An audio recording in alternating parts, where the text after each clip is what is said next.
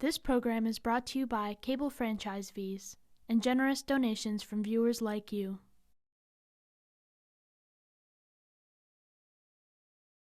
The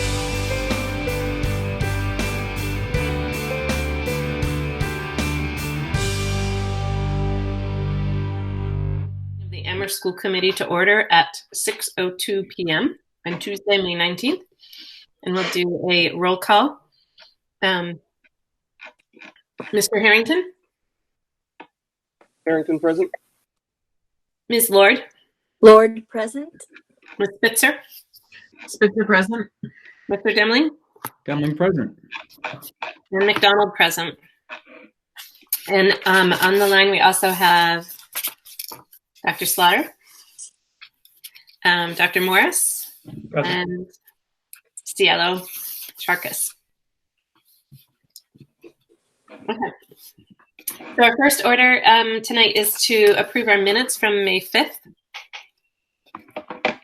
And those were in our packet.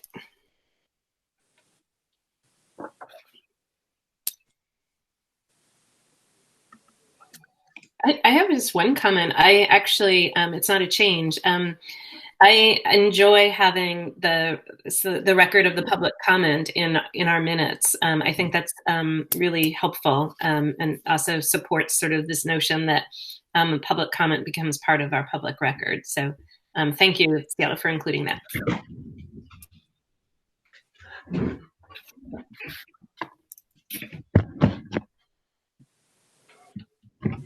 Mr. Demling? I move to approve the minutes of May 5th, 2020. I second. Moved by Demling, seconded by Lord. So again, a roll call vote. Mr. Harrington? Harrington, aye. Ms. Lord? Lord, aye. Ms. Spitzer? Spitzer, aye. Mr. Demling? Demling, aye. And McDonald, aye. Minutes are approved, 5-0. And next we have a public comment. And as of today, actually as of 5 p.m., we had 0 public comment today.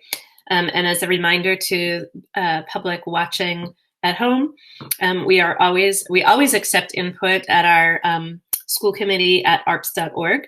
For public comment for meetings, you may leave a voicemail, a recorded voicemail at our Google number, which is listed on our agendas, or email with the subject line public comment to my email address, which is mcdonalda@arps.org. Moving on to, I should say this meeting is being recorded. And will be broadcast at a later hour or day on Amherst Media. And now we'll move on to Superintendent's update. Sure. Just one note, I did hear from a member of the public who really appreciated the committee's approach to public comment and actually talked about how it was more accessible while they themselves have not utilized it, that they wouldn't have to be either physically at a meeting or even calling in at a specific hour. The fact that they could do that at their own time and share the public comment, and that it would be played for this individual anyway, was it really opened up the process, because what they explained was, being at a meeting at 6 or 6:30, live or virtual is not really an option for them based on their home and work schedule. So I just wanted to share that piece of feedback with the committee that it's been appreciated, the openness that you've all taken to that. So. And they like the idea of the voicemail, though they said I would probably write it down because I don't really want to do that. Like to hear the home voice thing that we all have to manage. They have the option to not do that. But just piece of unsolicited feedback I received, so I thought I'd share it with the committee. In terms of my update, since most of the topics are connected to the agenda, I just have 2 things. One is that I have talked to Town Manager Bockelman about getting the MSBA process, particularly the first step, which is the building committee, formed. We worked together a while ago on the charge, and I anticipate he will relatively soon be putting that charge out and a call for volunteers and following the process that the town has to fill town committees. So we look forward to that kicking off. I know he would like to include me as much as possible. So he has a representative from the school. Scheduling and all that may make that complicated depending on how many people express interest, but they have their own subcommittee of the town council that's involved in that process as well. So I think that charge is either ready to go or just about ready to go, and I know that he's anxious to get that out as we've sort of normalized this unusual situation we find ourselves in terms of virtual meetings. The second is so we have on June 2nd, we'll have a virtual incoming kindergarten family event. It was scheduled the week we closed. And I think it was actually the last week we were open, but we did not have extra events that week in March. So we will be contacting all the families who enrolled in kindergarten, and people will be able to meet their principals. We'll have some virtual tours, which I'll show you a little bit later because that crosses over to a different topic. And I'll be present, and then we'll have a half-hour session for families who want to stay online or are interested in Comandantes. So we'll do like a 4 to 4:30 for all, and then a 4:30 to 5 for folks who want to stay on the line and learn more about the dual language lottery and that process. So that's scheduled for June 2nd. So I think it is 2 weeks from tonight. So tomorrow morning, that email will go out with that information to all the families who have registered.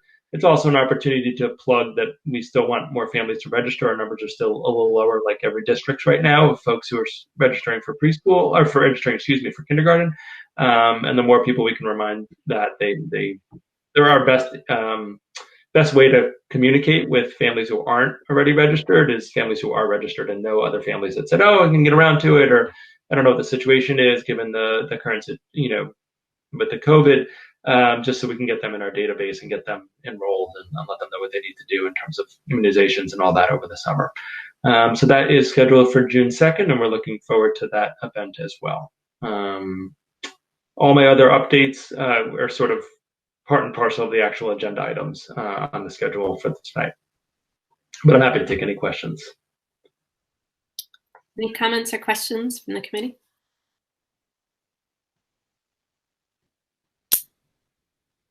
Not seeing any. Okay, great, thank you. And moving on to the chair's update. I probably should start thinking about the things to update, but I don't really have anything to update the committee on at this point that we haven't been talking about already. And great, I'll actually thank you, Amherst Media, for such a quick turnaround. We are, I'll just restate what I had stated earlier, that we are being recorded and live stream broadcast via Amherst Media. So thank you to Amherst Media for that, and apologize for our delay. Does anybody, in the chair's update, does anybody from the committee have any announcements or update that they would like to add? Mr. Demling? Yeah, I would briefly share that I saw this week that this Thursday on the 21st, the Hadley Charter School lawsuit is up for a hearing. There's a motion to dismiss. Just a quick background, this is a lawsuit that the PVCICS Charter School Board of Trustees filed last July, suing the State Education Commissioner, the State Education Board, and all of its members to expand after having been denied the last 3 years. And I bring it up before we get into our budget details, just to say I really hope that the Board of Trustees takes this opportunity to consider not pursuing this action any further at this time. It's, I think pretty obvious to anybody following school financing that we are hurting right now in a major way from a global economic situation that's not of our doing. And I understand that there are different opinions of charter schools and their role in our education system, but there's really no public debate anymore that the funding formula is broken, and this has such an outsized impact on our budget.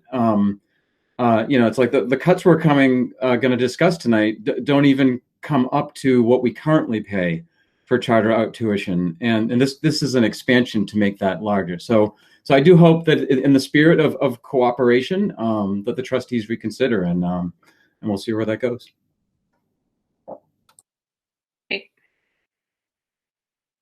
Thank you. Any other updates? Great. So moving on to our new and continuing business on the agenda. First up, we have a COVID-19 schools update from Dr. Morris. You're muted. Thank you. I was too quick to try to click the buttons to share my screen. So the fun part of my update is that we are closing in on being done with our virtual tours, which I think I referenced in another meeting. And all that needs to happen now is narration, which our principals are going to do over the next week, and something we'll be able to share with incoming kindergarten families and new families to the district in the next couple of weeks. But I'd like to show you, if I'm able to do this successfully, just a little bit of Crocker Farms, the images for Crocker Farms. So you can see the images are 360-degree images that are able to be manipulated. So you can see there's 37 pictures for Crocker Farm, and they try to follow a certain logical pathway. So this is, first one's outside, this is when you come in. You can see the nurse's office, the main office, the counselor's office. You can see a hallway going down to classrooms, into the cafeteria. And so I just want to thank the IS department for really doing a great job, and our principals for giving them some of the high points, like the library, the computer lab here at Crocker Farm, the other entrance. And it's another way where our families and students who are new to the school can access and get a sense of it without stepping in the building.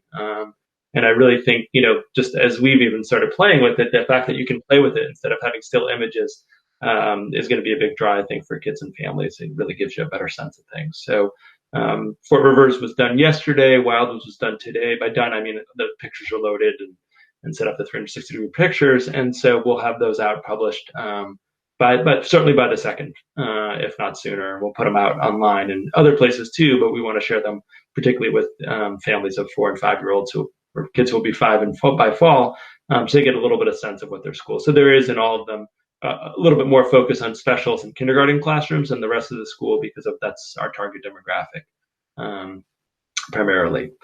So that's the first part of my update. The second is really nice, a lot of nice updates actually, given the topic.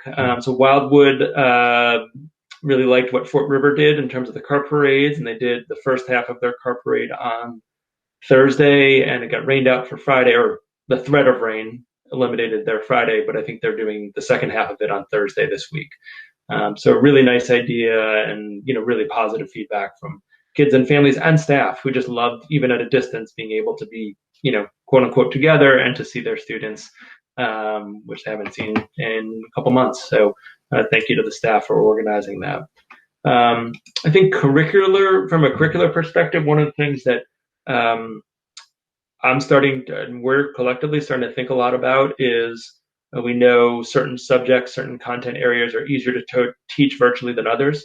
There's a lot of evidence and research that math in particular is a more challenging topic to teach elementary students virtually than in person. There's a lot of materials, and just the structure of how math is taught hasn't been a great fit always. And it's not about our district. This is more generally. And some of the statistics that I read and predictions about that students would retain about between 37 and 50% of what they typically would retain from math content in a year.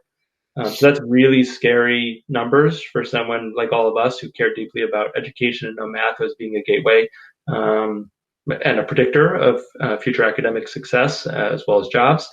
And so our math specialists have been tasked, and they enthusiastically accepted the challenge of stopping sort of what they were doing, some of the meetings they were in, and redrafting curriculum maps for the fall to account for that, because we can't just pretend that this didn't happen. Assuming we're back in the fall, which we'll get into at least a broad overview in a minute, math is so cumulative that it's not structured well to just say, well, we didn't get to those units in 4th grade, but we'll just pick it up in 5th grade when there's similar units. It's not the way mathematics education functions. And so they're doing great work trying to organize, how do we think about standards? How do we think about what was covered and taught deeply, what was covered and taught less deeply, and what honestly wasn't taught, or taught in a virtual environment, so that we're well structured for the fall that way. And in literacy, we're starting to have those conversations as well. There are slightly different type of conversations on literacy. They're also going to impact our summer school programming, which is going to be, at least for the Title I ELL programming, will be virtual, and it'll be focused on small group tutoring as opposed to having large groups, based on the research that, particularly with young children, virtual tutoring sort of outpaces virtual teaching in terms of kids' ability to be engaged in content and to work from that. So we've organized our summer program with that research in mind. And we have a call out for staff to be involved. And again, you know me all well enough to know, or you all know me well enough to know, I look for silver linings. And for some staff, the old summer school program, just because it was a half day based on where they lived, was a barrier to their participation.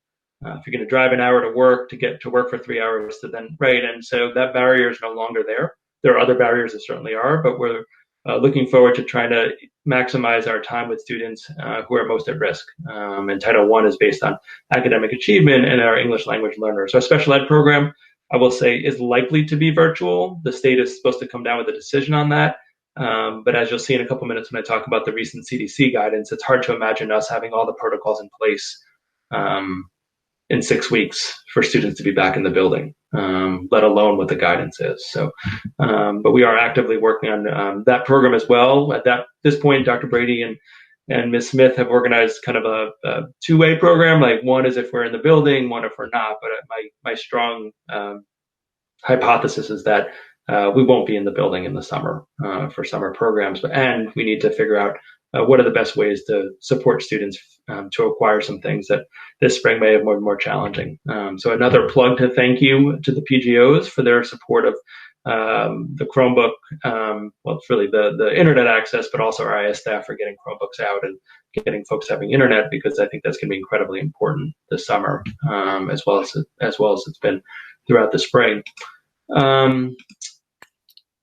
Graduation. So each of the schools is still working on what makes sense for graduation. My parameters have really solely been not getting large groups of people physically together in the same space, based on all the guidance that I've received. There are schools trying to think of a mini high school where students have a certain slot and they show up and get videoed or take a picture, and that's all put together, but they're actually on the school property but not together. And there's other schools and other PGOs have been involved in this, and parents and staff who really want to think about a virtual graduation and doing something synchronous instead of something that gets emailed and is not synchronous.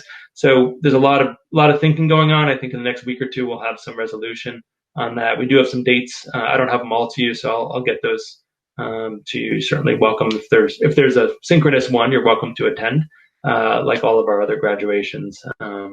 So that's where we are on graduations and celebrations.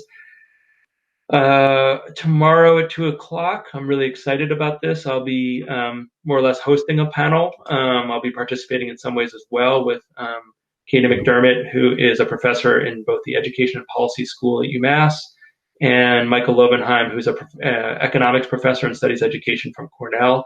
I've been greatly fortunate to have those colleagues to be able to lean on. We've had lots of conversations. They feed me more data and more research than I can handle, which is a good thing at this point. And one of the reasons we're doing this kind of simulcast or live stream is what we realize is everyone is us included in the education sector, are so reactive at this point. There's so many things we're having to do that we haven't had to do before, that researchers and practitioners actually aren't having many conversations about the best practices and the policy implications. And so our conversations that have been not public have been so generative. We started saying, hey, we should probably invite other people to join us. And if they do, they do, great. And if not, we'll do the same thing we'd want to do, which is talk for 90 minutes about policy implications and best practices. And that'll be fun too. But if anyone's interested, the information was emailed out and it's on our website.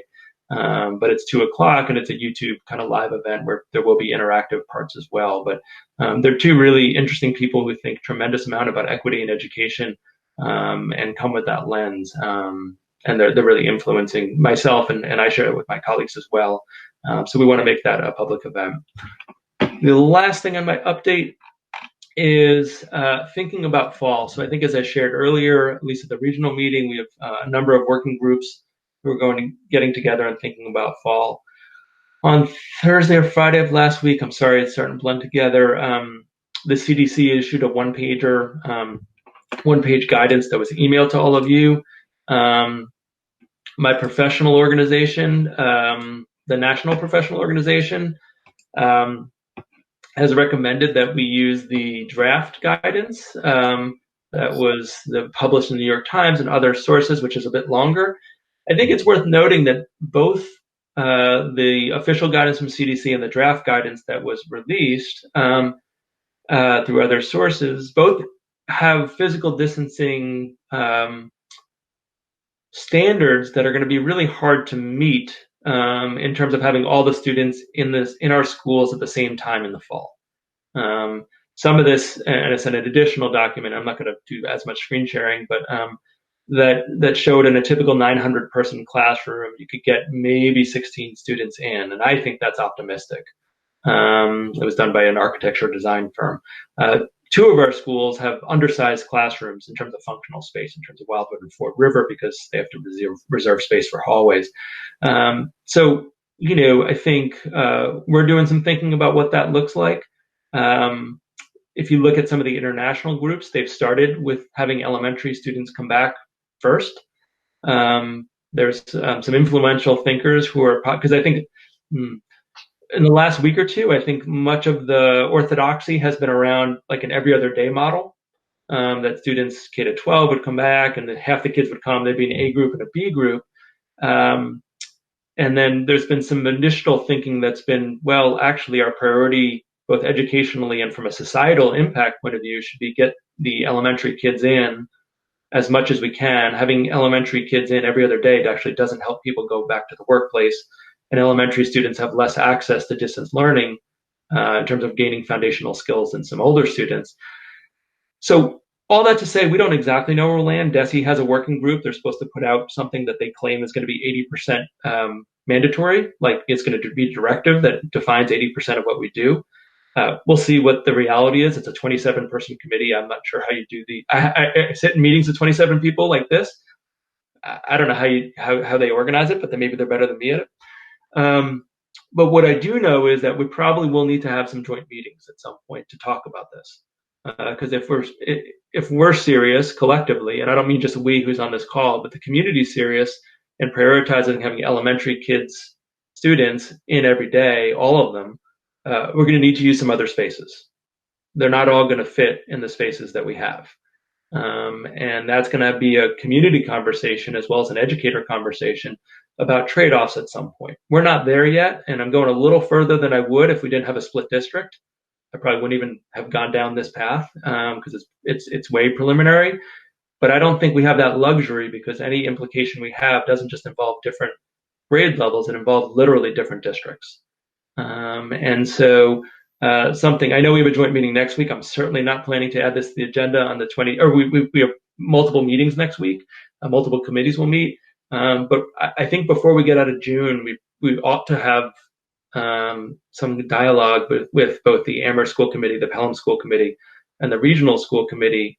So at least we can start talking about these things. Hopefully at that point the DESE guidance is out. But it is going to be the thing that's becoming very clear with the guidance we received from CDC and other countries, is that Wildwood won't have 380 students in the fall in the building at once. Our other schools, Crocker Farm, include the preschool, which is another whole question, won't have over 400 kids in the school at the same time in the fall. That's the only thing I feel really confident in, is that we can't make the physical distancing requirements that are coming out both nationally in this country as well as what's being done internationally. We can't make that work. There's a tremendous number of other questions that causes us to think about, and I think thinking K to 12 is going to be really important. So I've probably spoken more than I planned to, but it's hard to dive into this without giving at least some overall picture as to why this kind of these conversations sooner as opposed to later are going to be really important for us to talk about, because they're really going to be difficult conversations. The trade-offs are very real. So I didn't want to wait to at least inform this committee that, in my personal opinion, we do need to have some joint meetings in June once we get through budget votes. Sorry, it's long-winded. I started with a really positive, right? So I didn't do the sandwich, but I started in a positive way. Thanks. What questions or comments, thoughts from the committee? Mr. Demling and then Ms. Spitzer. So thank you for that. I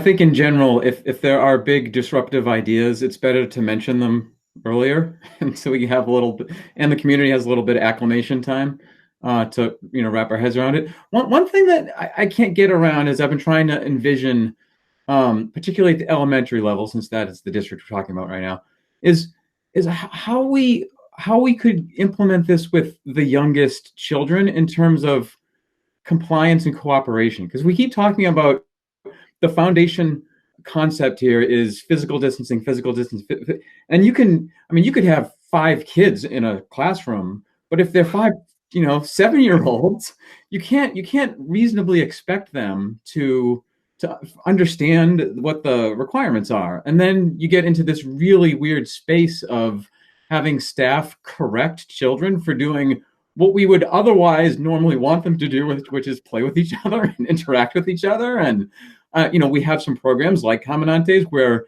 that interaction is like the key to the whole thing. I'm sure every one of us here could talk forever about the benefits of play and whatnot. So if you could talk about maybe like what the current initial thinking is for K1, 2, and even older kids, who may have some behavior challenges, and how we would even approach that, even if we had the space and the money and the numbers. Right. So I think that's spot on. I do think the early reports that I am reading, which I know it's international reports and not everything is the same, but is that there's a lot of explicit teaching that goes on, and that staff and those teachers in those countries are figuring out ways for students to stay connected, even if they're staying more physically distant than they have in the past. And some of these, frankly, are countries that and cultures that where physical contact between individuals is more accepted than in the United States. So that offers some rays of hope for how we would approach that. But I think you're absolutely right that we would have a lot of instruction to do. And I think to guarantee that no students will ever be 6 feet from each other is unlikely. But the more that I've read, and I don't claim to be, I don't work at Bay State or Mass General, I'm not an epidemiologist, right? I want to be really clear about my strengths and limitations, in this case, just limitations. But I think there is some piece around duration as being a key factor in this whole thing, that we can't, we probably don't want elementary age kids playing games that involve tons of touching and tons of, right, I don't want to mention a game because they're going to sound silly in this context, but at the same time, people are going to pass each other in the halls. Even if you have one way, they're all going to be going, right? And there's some reality to the fact that duration seems to be a really important variable in virus transmission. So I think what collectively the field, not my field, but we have to listen to the field of experts, is what's that duration point, and how do we manage those casual interactions that are absolutely going to happen, and how do we lower the risk to as low as it possibly can be. That guidance really isn't spelled out in the CDC guidance. The longer draft guidance has a little more information on it, but there's a lot of other factors in the draft guidance about who comes in the building, who doesn't, right? And that's we've seen in other countries as well, really limiting who enters the building. And one of the hard things is, lots of places are saying, and I'm not saying this for here, but I want to put everything on the table that I'm reading, that it's just staff and students who are entering the building. That's a marked change when you think about young children in what we do. It has implications around student teachers. It has broad implications. So that's where getting the DESE guidance is going to be really helpful, because I know they do have folks they're talking to. I have made connections with local pediatricians, and we want to make sure our messaging on kind of these type of things is really clear. So I don't have a full answer for you, except to say that it needs to be taught, and we need some more expertise from the medical and public health community on this question of duration. Ms. Spitzer? Yeah. Thank you. And I totally agree with Mr. Demling that I think we need to start these conversations early, even if they're really difficult, because it's going to impact the kids and it's going to impact their families. And if we can start thinking about what the fall is going to look like, it'll make it easier for people to plan. And so I totally think we need to be talking about this earlier. I guess one thing that I'm thinking of as we're talking about numbers, and also just looking at like the first page of the CDC guidance, when it talks about phase 2, remain open with enhanced social distancing measures and for children who live in the local geographic area only. And it's making me think about school choice. So I know we already vote, and I want to state for the record that I am totally supportive of school choice, and but it does influence our numbers. And if we're now struggling to keep our class sizes small enough that we can open, I'm just wondering if and it may be way too early, but it seems like, and obviously I wouldn't encourage us not allowing kids who are already in the district asking them to leave, but I'm thinking that we do have a limited number of slots that we might be, anyways, just if you could comment on how this all intersects with school choice, if at all. Yeah, so I read the same guidance and I read the same thing, and I thought about it more, and my reflection is, especially the draft guidance, it was for schools and camps. Okay. I view that as much more about summer camps, which draw from, especially like ones where kids stay over, draw from New England, or the people travel. I grew up in New York. People would often go to Pennsylvania or New England for sleepaway summer camps, much more than people coming from South Hadley to come to Amherst. After I reflect on it, that's the way I read it. We don't have total clarity on that piece, but I think to cut a distinction between towns in Western Mass, not that there aren't differences, feels a little different than cutting, a sleepaway camp where there's 8 states, the students coming from 8 states. I think that's the intent of that wording in that section. Okay. Yeah. And so, from a school choice perspective, the students, until the state tells us differently, and I hope they don't, the students are our students. I also would want to clarify, I don't think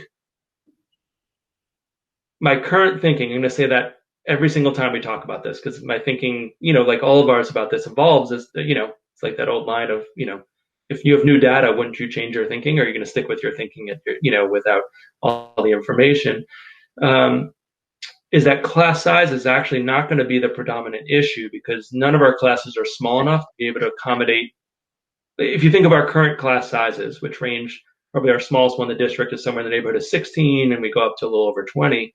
I am not sure, given the guidelines we're going to receive, whether that's going to be sufficiently small to begin with.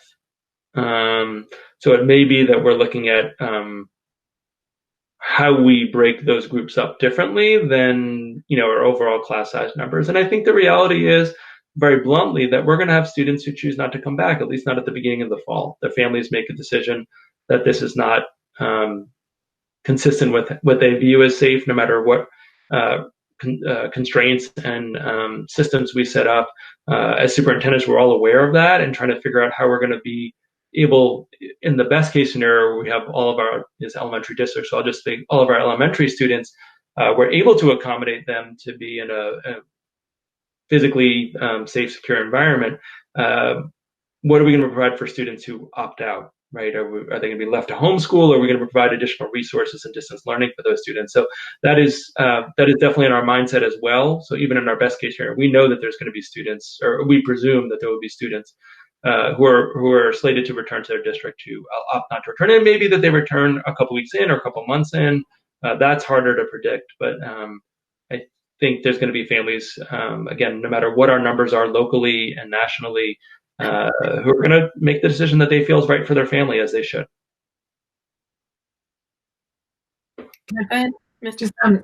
That was actually touching on the next point, which is I think there will be people who are maybe have different comfort levels, but they could be for really valid reasons. So if I'm living with somebody who's if the grandparent's my caretaker, so I would, I think it's gonna, and I've also talked to people who are like, I'm gonna wait a month until I send my kid back to school. I'm gonna see how it goes, and then I'll make that decision. So, and this is months away. So who knows, people may very well be changing the way. I think it's, again, too early to know how people are actually going to respond in late August, September.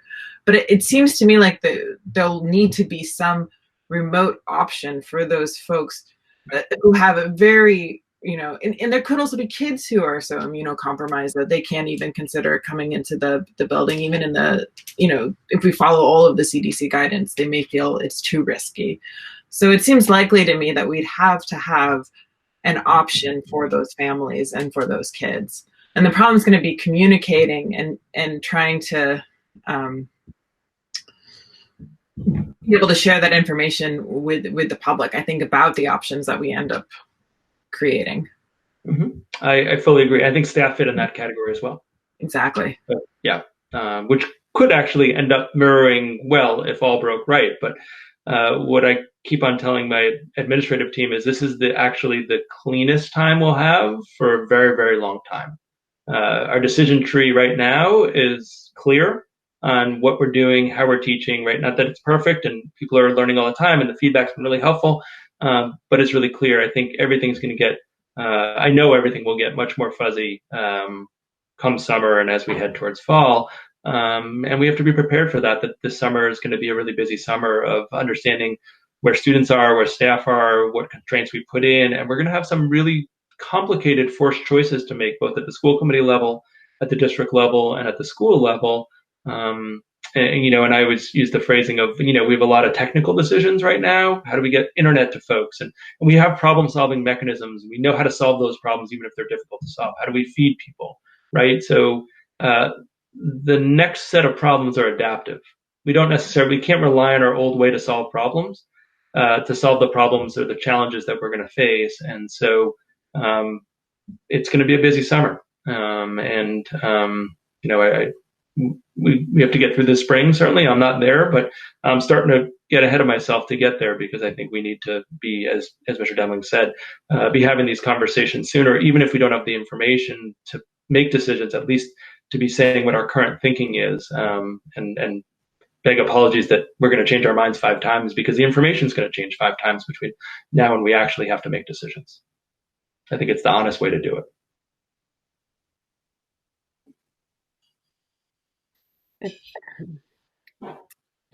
Mr. Harrington or Ms. Lord, do you have any comments or questions? I have one that I don't know if it's good to ask here, but I wanted to put myself forward if you need more bodies on different committees or groups to look at different ideas for the summer and the fall. Thank you. I deeply appreciate that. And we have the staff groups working now, and then it's going to come out to the public and we'll have a forum, and then we'll have a tremendous amount of work to do. So I will lean on all of you, and I appreciate you're putting yourself out there, Ms. Lord. Thank you. Okay. Yeah, I think I just echo sort of what several of us have said, and what you've been saying also, Dr. Morris, is that the more that we can communicate, even if it's vague and likely or possible to change, I think the absence of ideas, because it is going to be so different, it's really there. We have no precedent to imagine what it will look like. And I think the more that we can start to sort of at least, put the dots out there for people to start to be able to connect them and start to see that blurry picture, it won't be completely in focus now, and it may not be until August, but I think helping people to sort of get comfortable with what does that possibility look like is going to be really important, because it's anxiety inducing to not know anything. So, Dr. Morris? Yeah, and the last thing I'll say, and maybe this is a segue, I got to look at the agenda, see if it's the next topic. It is. I think the other challenge we're going to face is that running schools in this context is going to require additional resources.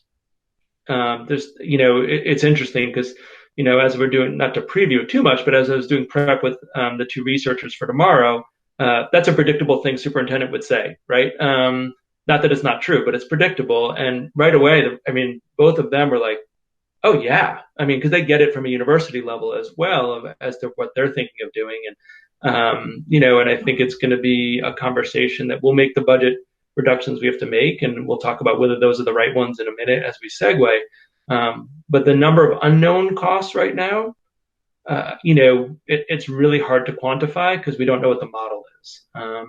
And so I know there's a debate at the federal level as to what to do. There was a really good article in the Brookings Institute, which I don't think I sent to all of you, but I'm happy to, about, ways the federal government could directly fund schools to stay open. But I think at some point we're going to have we, not just being this group, but we collectively, I think it's a non-political statement to say everyone thinks the best interest is that students are in school next year if it's safe and possible, right? I don't think there's a lot of opposition. I don't think that's a political statement. But how to do that is going to be where the rubber meets the road. And so we are going to propose our budget, and we are concerned, understand the constraints the town has, and I think we've made our best effort to give us the most flexibility we can have next year when we know the context is going to be quite different than anything we've ever experienced. But the thing I can't commit to is exactly what it looks like because we don't have a clear picture on what that is. So people like Dr. Slaughter and myself just, we do our best, and then we shake our heads to say we may be back at this table because the community certainly both educationally, ethically, but also financially has an interest in elementary students being in school next year. We don't exactly know what those costs will be, and that's why I think getting the K-12 group together in June, just at least start having that conversation, because it's not as simple as if we were Greenfield or Northampton, where you can have that conversation and the same actors, I don't mean literal, but the same stakeholders are in the mix. That's not true here. And we certainly, if there's more questions on COVID, we can go there. But I do think that really framed a lot of our budget discussion and how we came to proposing the budget that is in front of you tonight.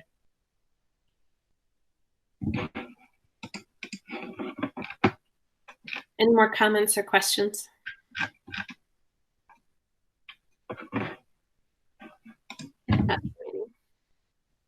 Okay, so we'll move on now to the next item, which is our FY21 budget hearing. And as mentioned earlier, we did not receive any public comment as of 5 p.m. today.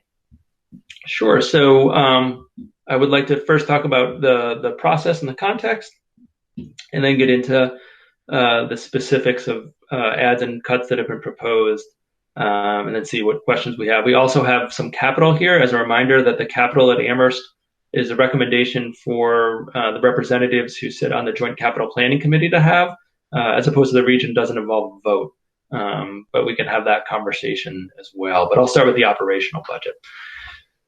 So we were pretty close to passing our budget in March. Our meeting got canceled, and we paused on budget knowing that there might be implications. We didn't know quite how extensive they would be. At this point, we've worked with the town and both with the town manager and the town finance director and finance department, I should say, based on their latest recommendations from the finance committee. There is a slight variation between what we're proposing and what the finance committee originally suggested. We're proposing slightly more than in the Amherst budget, and slightly less in a different budget. And it comes out to a wash or very slightly to the good side for the town. And we've gotten some positive indications that even though there are slight differences between those budgets and the finance committee's recent recommendations, that they're comfortable moving forward with what we're proposing as a dollar amount. So I'm going to try to share the screen on this one as well. I know it was in the packet, but see if I'm able to do this effectively. Okay. And see if I can zoom in a bit. We're going to use the same format as we did at the regional level. So thank you, Dr. Slaughter, for putting the changes to what was proposed in March with yellow highlighter. So those are the ones I'll speak to. Much like at the region, our budget has been in frost since March 13th, and we've been able to preserve funds so that we can prepay $70,000 in out-of-district tuitions. So that helps our budget next year. It may not be sustainable, but it gets us through to next year with some savings there. We're proposing that it's an adjustments, not cuts, but take a year off of offering Spanish courses to staff. They've been well received, but at this point, staff are going to have so much other things to manage right now, and we're we have significantly increased our number of bilingual staff members, that it didn't feel like that was going to be the best use of resources in the next school year. You have a little bit of health insurance reduction due to staff changes. We're proposing that we use an additional $123,000 of school choice funds. And that would be about 14% of the school choice balance. Again, not sustainable forever, but we feel like sustainable for a year or two to try to get hopefully over our financial situation where we are now. And the district got $180, or will be receiving $186,000 from the CARES Act, the federal CARES Act, for the next year. So those two in particular, plug between those two and the $70,000 prepayment, they really contribute to the budget being in more manageable than it would be without those. I'll just put it that way. I should also mention, when we talked about process, that all of this was shared with staff on Friday. We had an optional meeting for staff, and they were able to see all this information, ask questions of Dr. Slaughter, myself, or the principals. We did reduce some of the smaller budget ad categories. We shifted the I would call educational debt piece around 6th grade mathematics to Title I. That one came off. We'll have to reduce other Title I things, but not staff. We made some changes to ELL. We recently asked for and got an ELL director from the district to look at our ELL programming. And one of the things we realize is that we have ELL staff, paraeducator staff, who are split between so many buildings, and they're spending a lot of time driving and not as much as we want working with students, and it's not an effective model. And the other thing is we have an increased interpreter need. So they balance out to a net savings when I scroll down, but you'll see that there's an add here, but there's a corresponding reduction in the reductions category as it relates to ELL. But really that's just about models and making sure we have people whole in buildings as much as possible, instead of we have one ELL para who's working in 3 different buildings and every day. And that just is not proven to be, not about the individual, but it's not proven to be the design of a position that can be effective with children. So it won't involve a RIF or a loss in a position for everyone. It's a reorganization and restructuring. The reductions are all new, so they're all painful. They're all not things we would be doing otherwise if we didn't have this financial situation. So for the curriculum lines, we'd be reducing that by $30,000, and those are primarily focused on some of our outside partnerships, like with the Chanut Circle Theater, who do work with our students, the Amherst Cinema experience that we offer, and there's some other ones. This would not affect the classroom supply budgets, to be clear, but these are things that we feel like are valuable enrichment activities for our children, and valuable community partnerships that we feel like we're not able to fund. The ELL piece I spoke to, there's reduction in professional development for administrators, consultant service for administrators, MSAN fees because of the 1-year respite in the ability to participate in a lot of MSAN events. This would be reducing the math curriculum support role that's been working with 6th through 12th mathematics. We'll still retain a small slice of it by a Title IIA grant, but it would remove it from appropriations. And the last one is looking at an academic intervention teacher in literacy that we had to look at, our balanced staffing across the district. And again, none of these cuts do we want to make, but we feel like we can make them and be effective with students next year. And so with all of that, we get to our budget number. You can see that the new reductions are $593,890 from the budget you saw in February and March. And so we get, again, to just about where the town originally asked us to be. It's a little above, but we worked with the town staff to recognize that from their education funding budget in general, they landed where their finance committee wanted them to be. Actually, $2,000 would be good between the Amherst and region budgets. So they were going to be flexible with us in that regard. So before we get to capital, I know I went through those rather quickly, but certainly want to stop and see questions, comments that anyone on the committee has. And just Dr. Slaughter, did I miss anything that you would have wanted to add? I'm sorry, I just want to make sure. No, not at all. I don't have anything. Can I just ask a clarifying question on the how to read and understand the totals here. So the 748,549 is how much we're actually reducing. The 751,659 is what the town of Amherst had requested. Is that how I? Look to Dr. Slaughter for that. Yeah. Okay. Good. Thank you. Questions? Other questions or comments?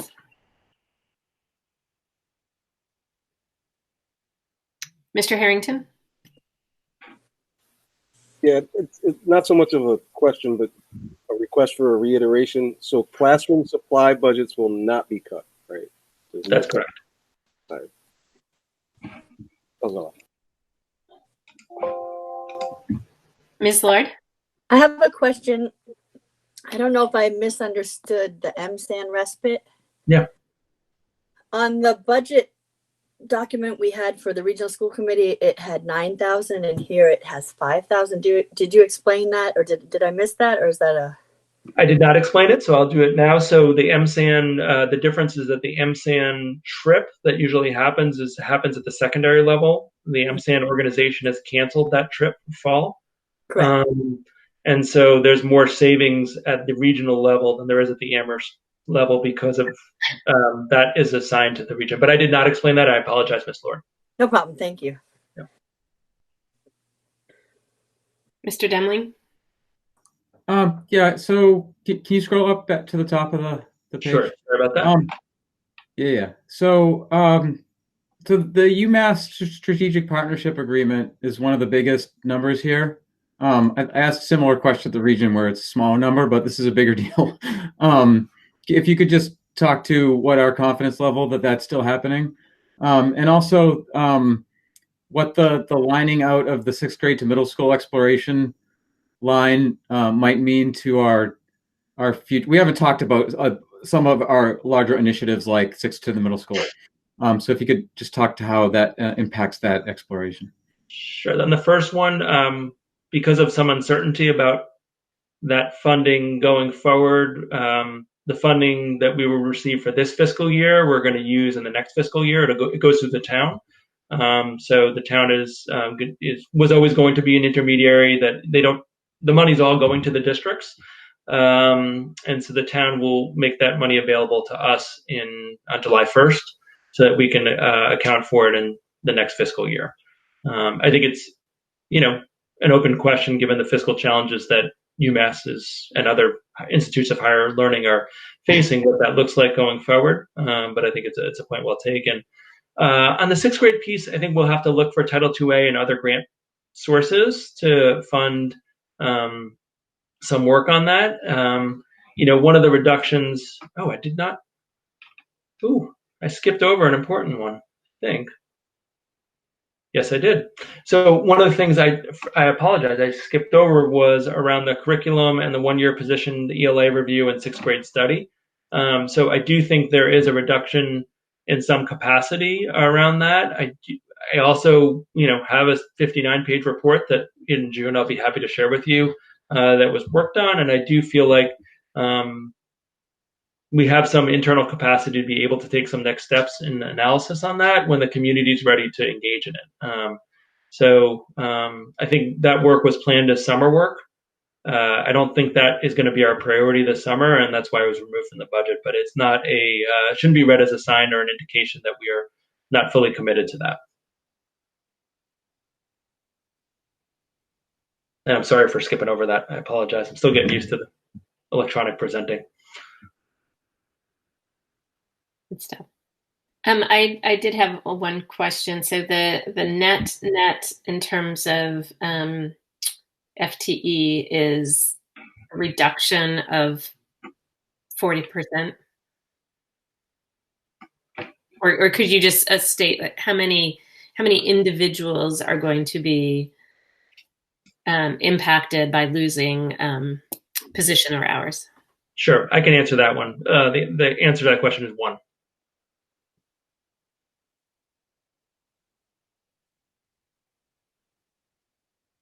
Ms. Spitzer.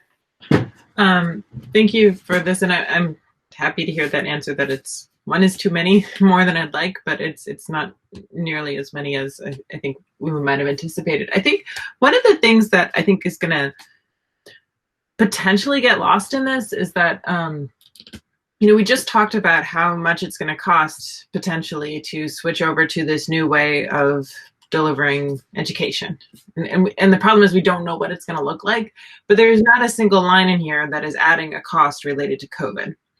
And I'm not saying there necessarily should be, but I think what's going to, as somebody who's worked a little bit in budgeting, there's probably going to be some shifting behind these broad categories. And so even though we may not be seeing any reduction in terms of like cost for class, stuff for classrooms, I have no doubt that we're probably going to have to buy a lot more hand sanitizer and other, I can't think of all the things, but there are going to be costs that we can't even, put on this spreadsheet. And they're going to be real. And I don't know the right way to communicate those, but it makes me a little bit frustrated that we can't show that in the way that I'd like to be able to show it to the community, because I think it's really important what we were saying before, that we are going to be having to deliver school in a brand new way, in a climate where all of our resources in terms of, actual dollars are being reduced. And I don't know how to communicate that to the public, and maybe it'll be much more acute in the next fiscal year, and maybe that's the thing, but I think the two things I'd want to make sure that we don't miss the opportunity to communicate is, this seems, this is painful, but probably next year it's going to be more painful. And this doesn't fully show the pain that we're going to be experiencing, because we're going to be needing to shift resources in a way that I don't think we ever planned on doing, and is going to be difficult. And that's kind of hidden in here. Yeah, if I could comment on that, I fully agree with everything you said. I think when we get to capital, we'll talk about some of the COVID pieces. But I think, try to see how to say this well. So I think as plans emerge that are more clear, both from the state and then locally, I think we'll be able to quantify those costs. I think you're right. It's hard to figure out how to do that right now until we know what the model is. And I'm blanking on something you said, triggered me, and now triggered a thought in my head, and now but Dr. Slaughter is going to jump in and give me time to think about that. Dr. Slaughter. Sure. I was, as you were saying it, I was thinking about a way to perhaps frame it. There are things that are more material costs or capital costs, things we buy, hand sanitizer, separating devices, whatever those are. The thing that I think I'm certainly very worried about is what are the sort of operational, from the standpoint of human, manpower, person power needs we have. And I think they're so poorly understood at this point, because we don't have, we're just starting to get guidance on what it needs to start to look like, much less than how do we fit an educational model into that, and then how do we redistribute people to do that work. And so does it fit within the dollars we already have or not? I think it's likely it won't. In some ways, I think it'll take more resources than we have, but again, we don't have them and we don't know what we need, so it's hard to articulate that well. But I do think of separating kind of pieces, one being sort of, some things we're going to buy, some hand washing stations or whatever, and then there'll be, sort of the people, and people is most of what we spend our money on, but, how they'll spend their time and how they'll execute, to educate our kids is really unknown at this point, so it's hard to quantify. And I think, to Dr. Morris' point, we'll articulate that as it starts to evolve, and it'll be one of those things where, we're to borrow that analogy, sort of flying a plane and building at the same time. So we'll be just, probably adjusting things, well into the school year, to be perfectly honest. Dr. Morris and then Mr. Demling. Yeah, so I remember the two things I was going to say, and I think you heard me say this at the region is, and I've said this to staff, is that this isn't like a perfect storm. This is the beginning of winter. And, like a lot of storms at the beginning of winter, they're generally not the worst storms that happen in that season. And so I think you're right to say it's a long-term piece. I think the unique fiscal challenge we have, I agree with everything you said and Dr. Slaughter, but I think particularly the split district thing is going to be space. right? We never have to think about fiscal needs of space. And if you go back to the COVID conversation that sort of segued into this, if we're saying there's a commitment at least to explore all avenues to get elementary students live in classes in the fall, and those students don't fit in the current buildings, in the current structures with the current guidelines we have, that means we're going to need space somewhere else. And because we're not a pre-K to 12 district, there's costs attached to that, even in the most convenient scenarios, let alone external sites. So that's, I think, one of the things when I talked about adaptive thinking, that, one of the complicated things here is that we can't just naturally say, oh yeah, we can be at X building if those students are doing distance, and the nurse will still be there and everything, because 80% of the nurse will be there if you think about what the town of Amherst pays the region. But the matrix of financial decisions is complicated by our current model. And I'm not trying to say we should all regionalize tomorrow, right? That conversation's been had, and I'm not trying to bring that back, but there are costs that we don't know about, that we've not even had to contemplate before. Or swing space, are we getting mobile classrooms? Does that get capital expense, right? I've seen other countries thinking about that. That's a huge capital expense. And we're probably not the only district, if we go down that road, that's going to be going down that road. So, the prices won't be going down of those settings. So I think those are the types of things that we'll have to be thinking about. And I think you're right to say that we don't know all the capital costs. I think for us, the fact that the town council meets regularly, and if there are emerging things that we can, even if a budget's passed, we can have active conversations in short order with the town council, is, I think, a really good thing. And I'm not trying to say it's a politically good thing. I'm not trying to relive old battles. I'm just saying, for our point of view right now, with the unpredictability, the fact that we have quick access to a body that can work with us on emerging needs is going to be a thing that we may have to tap into from a process perspective. Mr. Demling. Yeah, so I'm glad you wrapped it up that way, because as Ms. Spitzer was talking, I was nodding my head so much I was hurting my neck. I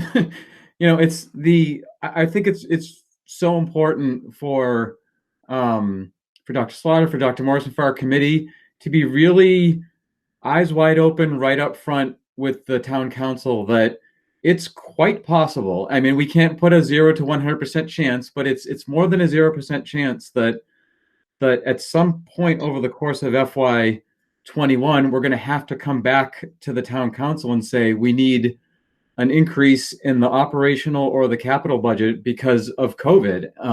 And it's possible that might be that we might be having that conversation in July or August and September. This might not be like, oh, well, we'll check it out for 6 months and we'll let you know. We might have a major infrastructure need or human resource need that we have to fill for the fall. And like Dr. Morris was saying at the beginning, this is going to be driven by what the community is telling us they're comfortable with. This is going to be like a community value driven decision.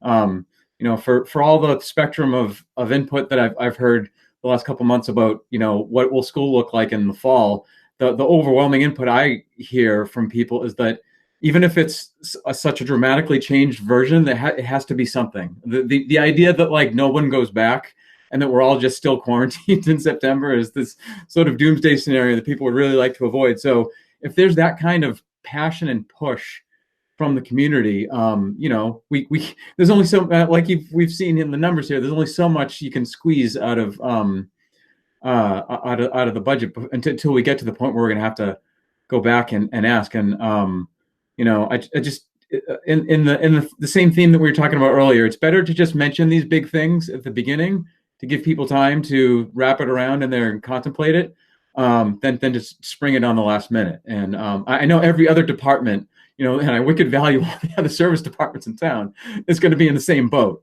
But I just think when we present this budget to the town council, when we have these conversations, we just have to be reiterating that what we are hearing from DESE, what we're hearing from CDC, is starting to paint this picture of a lot of resources needed to do what we are going to have to do.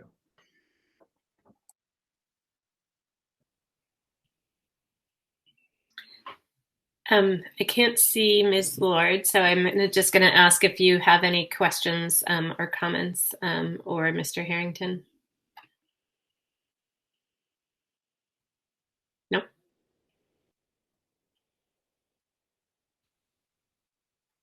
No, ma'am.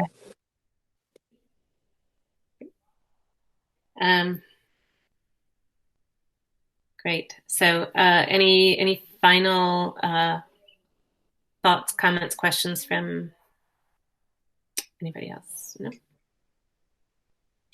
Okay. So I think just from a process perspective, we'll bring this back next Tuesday and ask for a vote.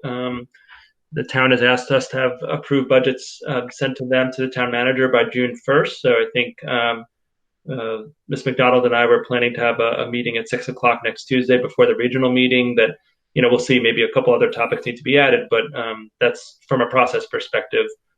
We'd ask for a vote then so we can meet the town's guidelines with all the caveats that we just spent the last, last good bit of time talking about. Great. Okay. Seeing no further questions or comments, then we'll move on to the next item on our agenda, which is, Dr. Morse, sorry. So we did want to talk a little bit about capital. Oh, yes, sorry. I just wanted to make sure everyone was the distinction. So I'm going to bring up the capital. It's really pretty small, so it's going to be hard to follow, but I'll do the best. And I think Dr. Slaughter is going to be able to talk through. We did receive a request from the town to reduce the capital expenses. We've been successful, I think, in doing that and looking at old articles and what we needed to do and what we could do. So I'll try to scroll down as best I can and blow up the font, but it's a little tough to read, but I'll turn it over to Dr. Slaughter for this part. Right, if you can just shift to the sort of left half of this, because those out years are a bit of folly at this point. So this is our sort of a 10-year layout, but the year where we made edits is in fiscal 21, and basically the short advice we got from the town is if it's not sort of imminently kind of health and safety related, we want to pull it off of capital. And so we went through, and I sat with not literally but figuratively on the phone with Mr. Roy Clark, and we went through these items, and basically anything with a line through it has been pulled. It was a previous request, and we pulled it. Things that are highlighted in yellow are either ones we had in there or have been and potentially are new or modified. So we've got all of those circumstances. I'll talk to the ones in yellow first. We felt that there are two vehicles in there. One is for a special education van, and one is it's actually a plow truck. The current plow truck's really quite old. It's 2003. We just felt that for the purposes of getting kids moved in and out of school, and the fact that our transportation needs are going to be probably higher than we have had in the past by virtue of what we were just talking about location, having a working van in good order is helpful to that process. And then the truck is a sort of health and safety for those that use it, but also it helps us keep school open on snow days because we can get our plowing done and have a delay instead of a closure. The computer technology that was about a little over $100,000 higher in the previous version. So we are definitely scaling back significantly there. There's a little bit in relative to the fiber loop that the town is still looking to put in place.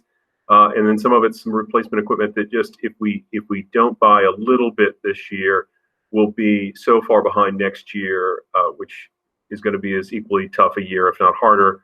We'll really be in a bind relative to that technology and sort of keeping up with that.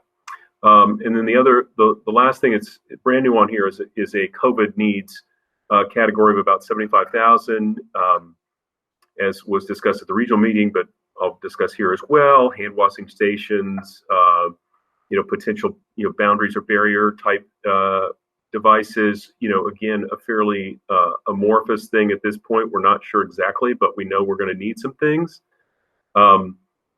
In conversation with the new finance director at the town, they're thinking some of that can be funded through some of the CARES Act or FEMA funds that might be available. So they may pull those items out of capital. We'll have to see. It'll be an ongoing discussion about what that needs to hold and whether or not those funds from those other sources will be available to us and when they'll be available for us to help us in that regard.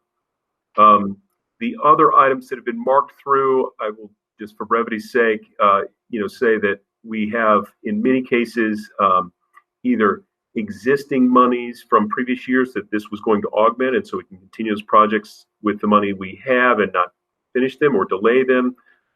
Any immediate sort of health and safety risks that we have can be accommodated, and so I think that those items that have been sort of marked out will be in a subsequent year. The other thing is that some of those things are reduced partly because if our facilities folks are going to be doing things COVID related, then they're not going to be doing other things. But I think if you see asbestos management, again, we have some capital money in place now to take care of the most immediate and urgent needs in that area if we have any, and if there were something to surprise us relative to some of those other items around chillers or replacements of older equipment.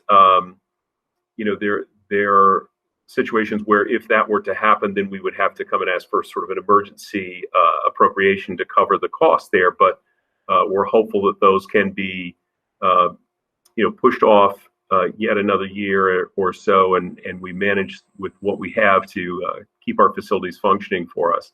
So I think at that point, I'll just stop. I can answer any particular questions if something caught someone's eye, and I can go into more detail on those. But again, we sort of try to trim it down to the sort of most essential functional things that we need to keep our system working well for our kids and keep them healthy and safe, and everything else is important, but we felt it's just such that we could pause in this circumstance.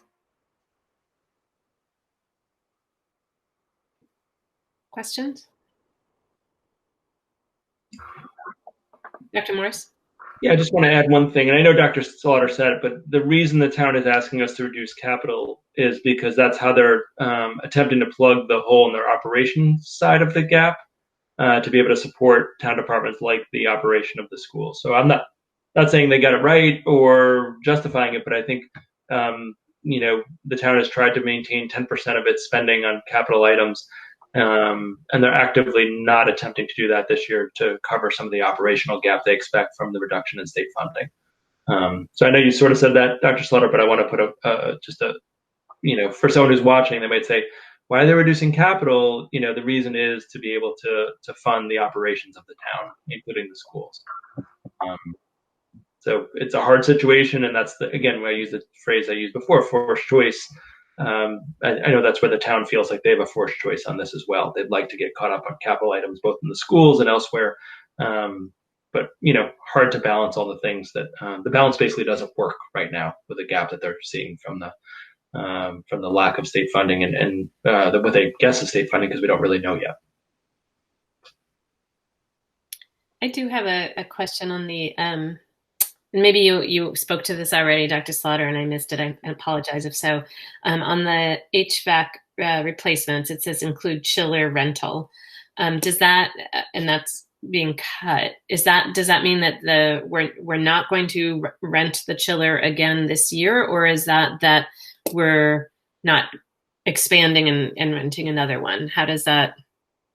So the way Mr. Roy Clark sort of phrased it to me was, it's an insurance policy we can't afford this year. So we typically, or we were planning on having, sort of a backup chiller available to go and, sort of in hand, as it were, in case something went badly with the older one that we have. And so we just won't have that in place as we had potentially hoped for. And so,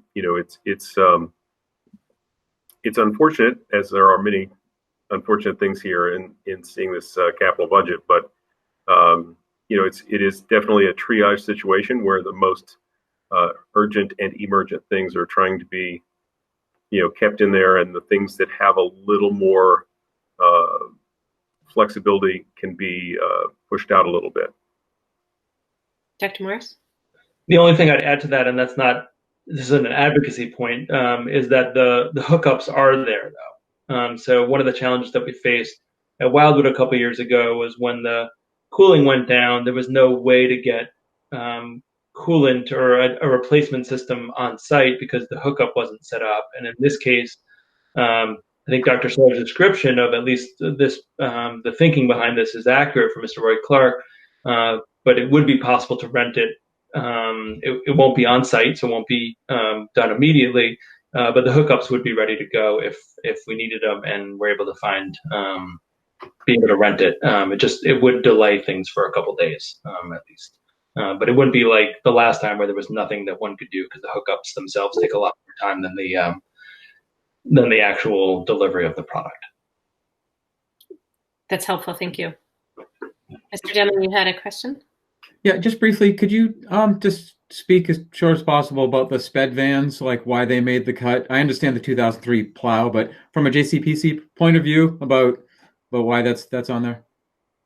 So I would suggest that, this year more than ever, the nature of what we do. Well, let me just start with how we structure some of the van usage. We typically have one or potentially two that are working as backups, and that way, if any of the others need repair or in process of cycling through repair, we have a full fleet. I think, quite frankly, and this is my opinion, and so others may vary on this, but I think given the kinds of transportation demands we're going to have this year, Dr. Morris was talking about trying to fit all the elementary kids into the they don't fit in the buildings we have. So if we're thinking of other locations where kids might be, you need other vehicles to get them there. And so I think in this year, I think that an argument can be made that to have more a more robust a fleet is a smart direction to be in. I mean, we need it anyway, but in addition to that, I think we have some compelling reasons in the current environment to merit that purchase. Thank you. Ms. Spitzer, you had your hand up. I'm gonna sound a lot like I did at the region, which is I find this. I just want to go on the record and say that this is very, these are really hard cuts, and I know that I can understand from the town's perspective why we need to do this, but I think, anybody looking at this and seeing that the Fort River roof we're not funding that, and if folks who are aware of some of the issues that Fort River's had with its roof, and it honestly, it makes me nervous. It seems like, just as we were talking about on the operational side, how we may need to go to the town council at some later date and ask for, help with an emergent need. I think that, we just talked about issues with the chillers. I could see, needing to invest, and at least two of our buildings, and to a certain extent, all three of our elementary school buildings, I think, are unfortunately in a state of needing to be repaired. So related to that, and for JCPC tomorrow, I know that we're not putting, the town's not putting any of the major projects like the school building project in their capital planning, but just for the record, so this doesn't include any of the spending for the MSBA project. And where would we be seeing the cost for the study that we're going to be needing to do in a short period of time? So my recollection. Oh, I'm sorry. Yeah, go ahead. So Dr. Slaughter can correct me, but my recollection is there was already some funding that the town council made, a commitment of town council funds towards that, and so I think there may be a need to increase that number a little bit from what was presumed, based on MSBA perhaps not reimbursing us for a lot of the costs of the feasibility study. But I know I've heard directly from both the town manager and the president of the council that they're firmly committed to funding that study, and there was no wavering on any member of the council in their opinion. Dr. Slaughter? If I may just quickly about the Fort River roof, we actually have a fair pile of residuals from some other attempts to work on that roof. Mr. Roy Clark is hopeful might actually get the whole of it done. There's a bit of an open question there, and that's part of why there was an ask. So if that comes in under budget a bit, that may very well be fortuitous to not have to need that. The second thing I would say, just from the standpoint of funding the feasibility study for MSBA, it's going to be a borrowing. And so the good news about borrowing money is that, first of all, it doesn't hit the books for like a year after you borrow it, because they let you sit on it for a year before they charge you interest and ask for the first principal payment. And the principal payments are small. So even though it's a large number, the amount that actually is sort of coming out of pocket in a given year is much, much smaller. So that's also probably, I mean, that's helpful for, you know, that they're not having to come up with the entire chunk of money in one block. You know, we're sort of spreading that over a number of years. So that helps a little bit. I mean, it's still an expense they're willing to take on, and I think we're grateful for that. Maybe we'll be able to take advantage of some lower interest rates. Exactly. Silver lining. Dr. Morris.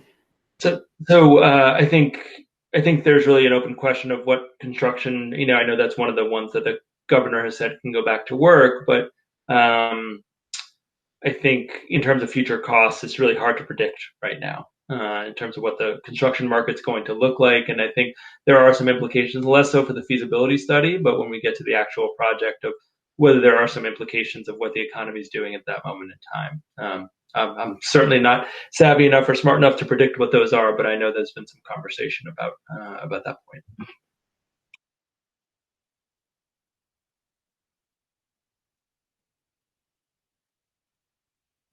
Any other questions or comments from the committee?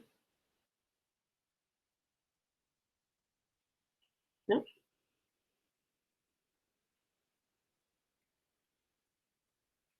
Mr. Harrington. Yeah, I was just wondering if you could add a little insight to other projects that might kind of, I'm trying to wear one hat, kind of work out the same way as the Fort River roof, where there might have been ways to find funding for them, or that the stuff here on here is cuts. I think I asked that. Yeah, so I think that you know, there's, you know, another area that, you know, is a disturbing sort of line that's on here that's marked through as asbestos management.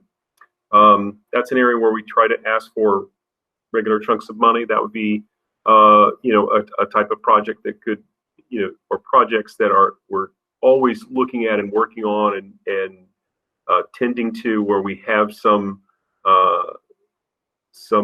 residuals from previous years that we're going to lean on to help us through this year. You know, I think that the Fort River roof, you know, it could be if you know, if the economy's down and labor markets are less, I mean, we still have to pay prevailing wage, so the labor costs themselves are consistent, but other attendant costs may be less. That could help us out. And I think, let me scan the list here again. You know, interior upgrades is another area where we have, you know, there are some monies we ask for pretty regularly that are there and available for us to use to do some of the more immediate kinds of needs that we have. So I think there's a number of those. And I think, you know, for the folks at JCPC, I know one of the questions when we first spoke with them, you know, a couple of months ago was, well, what do you have left in other sort of previous years, you know, appropriations that you can use? And, you know, we're going to use all of it, I think, quite frankly, is a short answer in that regard over the ensuing 12 months. Dr. Morris? Yeah, and I just want to add to Dr. Slaughter's response is that ADA upgrades is another area where we've spent some funds, but there are funds still in that account what was requested last year, just based on a number of things. When the funds became available, that things have sort of slowed down this spring and are only now ratcheting back up, that we feel like we can continue that work with the funds that were already appropriated through last year's capital, and we can continue that work moving forward without an additional request. And there's Mr. Roy Clark, who I know departed another meeting, and looks like he's joining us at the very tail end of this conversation. But if there are other questions now that he's here, he's here. Welcome.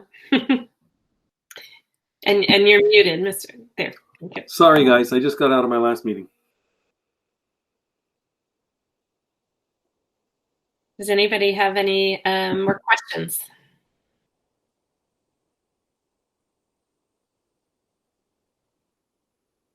No?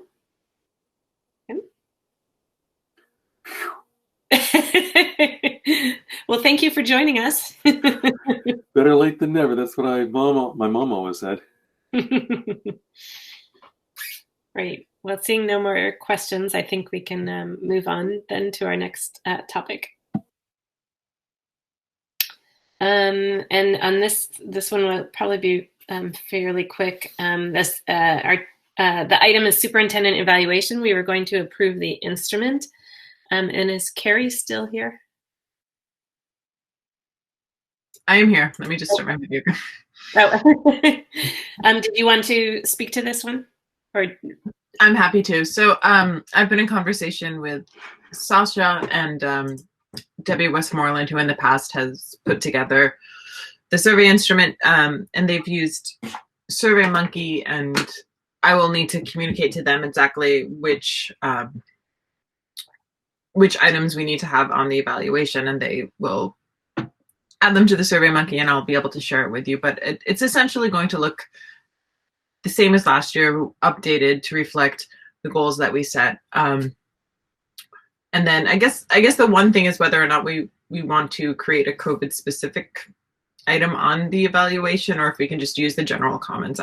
My feeling is that potentially just there's space there for comments. So my suggestion would just to be able to allow people to use that for what they'd like. And if they think it's appropriate to add information about COVID there, that would be fine. And we will need to have a vote to extend the deadline for the evaluation, as I mentioned at the other meetings as well.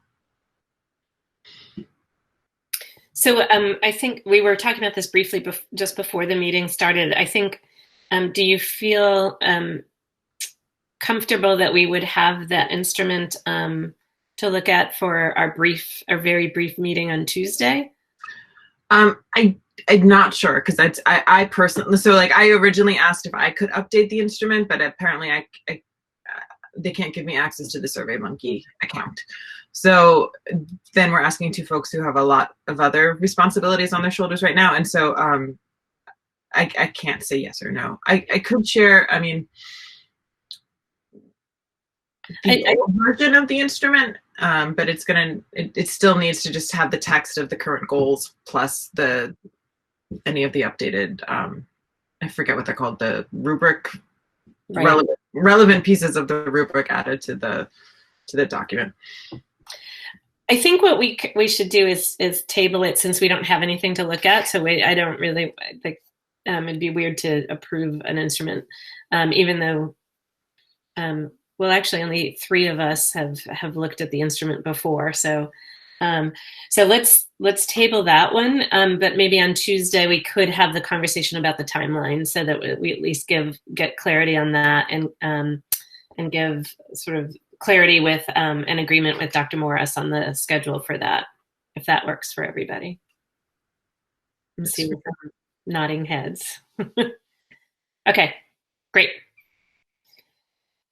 So we're catching up on some of the time that we lost on on our agenda. So next we have the draft resolution for increased federal funding, and those this is a similar resolution, slightly different version for this district.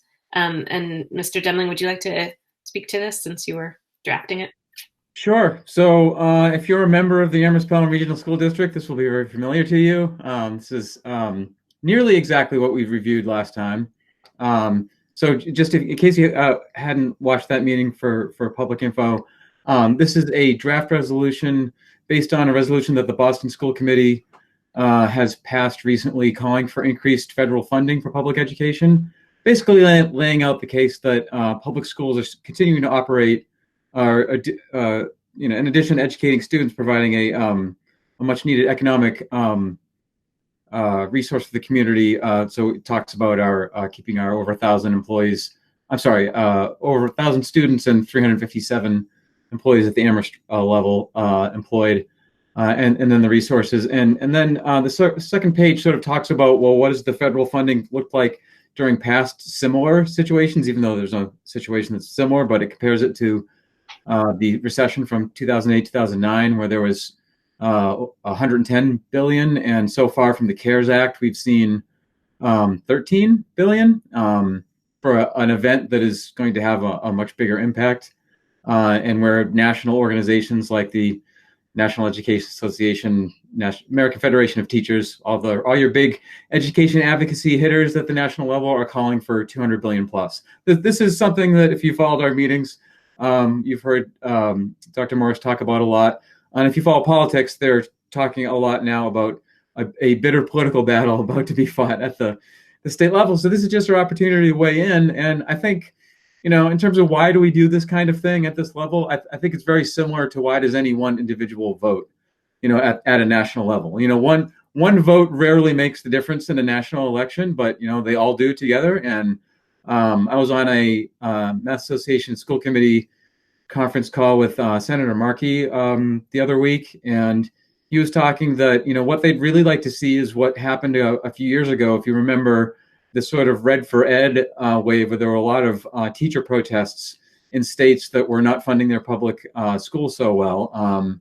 And it was kind of laughed at initially because you had these school teachers, going up against heavy hitting political players, and they affected a lot of change. And so we're fortunate that we're in a state where our Senate and congressional delegation is very receptive and has spoken very supportively of this. So I think it's good for us to, follow the Boston School Committee's lead. I modified this for our district. We've looked at this at the region. There'll probably be other things like this to come past our attention at the state level. But yeah, it's something we can do, something we can help raise public awareness about. Thank you. And Dr. Slaughter noted in the chat that we'll need to tweak the numbers of staff employees in the district in the page 1.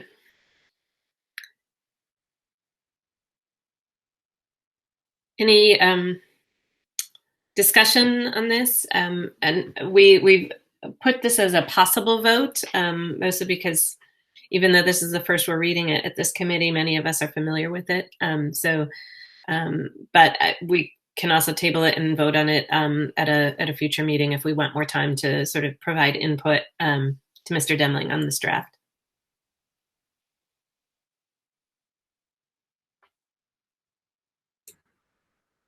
I would just say that. Oh, sorry. I would just thank Mr. Demling and also say that I'd be happy to, since it is so close to the letter we looked at as part of a different committee, I'd be happy to vote on it tonight if others are favorable. And one other thing I'd like to add is that I know we've done some writing of op-eds for our local paper.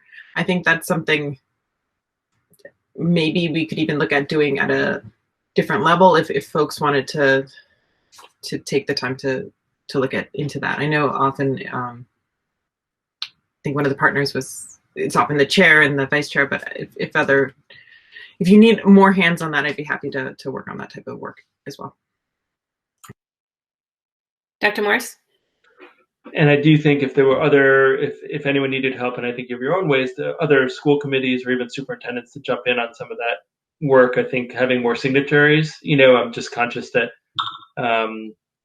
it might be easier to get published if there were a representation of districts in different contexts. We're, kind of representative of the state, but there's urban districts, there's rural districts, there's truly what I would term suburban districts. And I think having some partners, if you're all thinking about that, again, I know you have your own ways to connect. If anything I can do to help, please let me know. Thank you. I think that's a great idea and a great suggestion.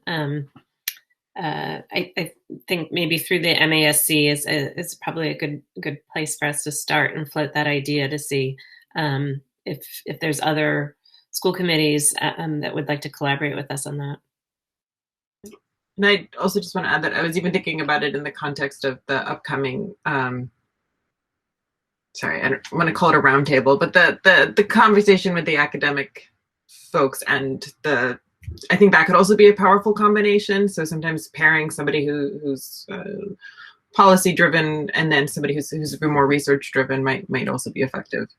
So maybe a few folks who are interested, a non-quorum size group of us, maybe 2 of us could talk offline if folks are interested. Sure. I'd be happy to do that with you if but if Mr. Demling is interested in that, then I'll cede my seat. And he's shaking his head. I mean, there's more than enough, advocacy to go around. So we could probably, prior to, avoiding a quorum, we could probably split up the work. There will be, there's state stuff, there's other stuff going on. So the list is long. It is. Great. Okay. So I saw a lot of thumbs up and head nods when Ms. Spitzer said she was happy to vote. So I think if somebody would like to make a motion, we do have that one edit though that what we'd be voting on would be the with that update.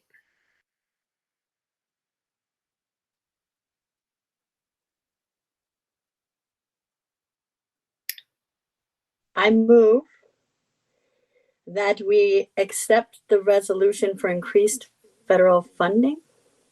Is that how it would be said? Mm-hmm. Okay. Is there a second? Second. Moved by Lord, seconded by Harrington. Is there any further discussion? Seeing none, we'll roll call vote. Mr. Harrington. Harrington, aye. Ms. Lord. Lord should have said with the necessary amendment fixation, correct? Remember the little tweak? Oh, no. Did that need to be in the movement?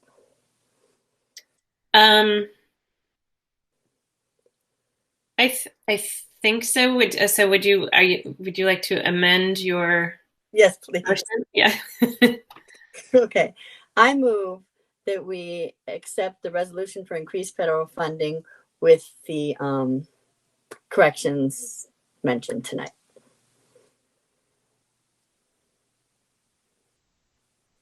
I second the second time. Thank you. Okay. Moved and seconded.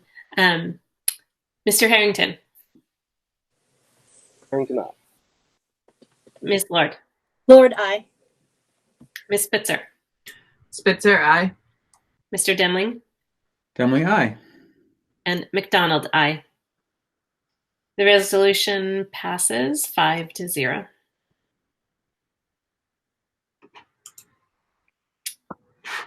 And now, Right. So the next time I'm meeting with our senatorial and congressional delegation, I'll hand them a copy, and that's a little bit of humor there.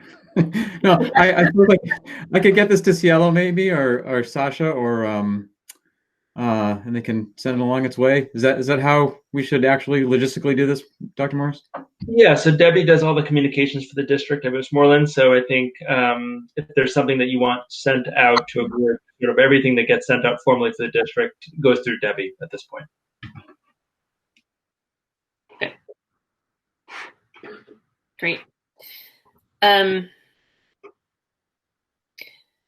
So moving on to the next item is it says approve warrants, and we'll have that more corrected on our future agendas, but it's a warrant report is what we have. So I have to pull up my email so that I can read the many warrants. Okay. I have served as the signatory for these warrants. So there's 5, I think it was. So I authorized by my signature payables in the amount of $62,538.60 for the warrant dated March 30th, 2020. Includes general fund expenses of $2,189.33, revolving fund expenses of $21,955.97, grant fund expenses of $4,357.06, and other funds $33,836.24. That was signed by me on April 15th. Another one, I authorized by my signature payables in the amount of $63,571.14 for the warrant dated April 13th. This includes general funds expenses of $50,829.81, revolving fund expenses of $12,177.37, and grant fund expenses of $563.96. And this was signed by me on April 15th. Third is I authorized by my signature payables in the amount of $91,935.97 for a warrant dated April 27th, 2020. This includes general fund expenses of $91,935.97, revolving fund expenses of $892.83, and other funds of $758.78. And I signed that on May 4th, 2020. And that is a gift. Oh, I misread that. There's 4. This is the last one. I authorized by my signature payroll for the period ending May 13th, 2020, a total wages subject to Medicare of $633,642.43. And as mentioned, that was signed by me on May 11th.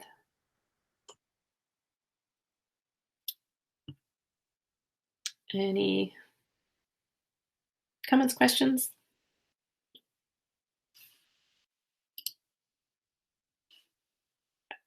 Okay. Moving right along. We now have agenda planning. So as Dr. Morris mentioned, we have a brief meeting on Tuesday, the 26th, which is next Tuesday. And the purpose of that meeting, we had only the budget vote. If there's any warrants to report, I'll report on those. And then we just added the timeline for the superintendent evaluation.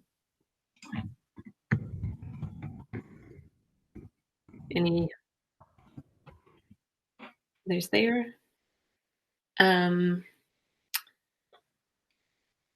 I think for next time I will email out, I will include that grid so that folks can see that. I don't have it right in front of me, but we can also do agenda planning on Tuesday to look at what our what's on deck for our June meeting.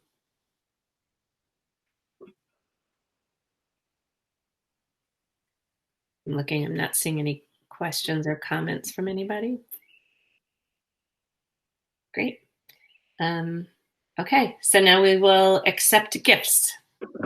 And I think we have one gift in the packet.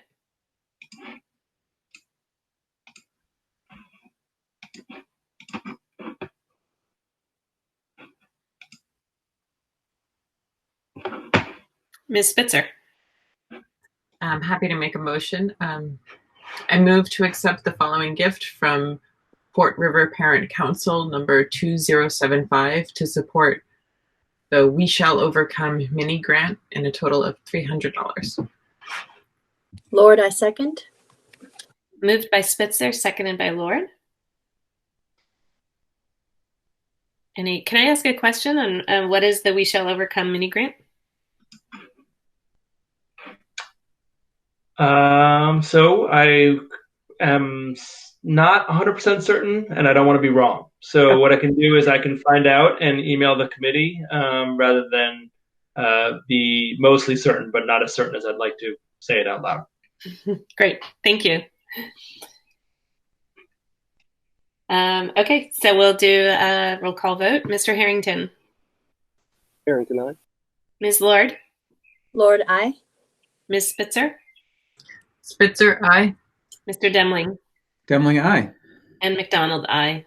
Carries 5-0. And I believe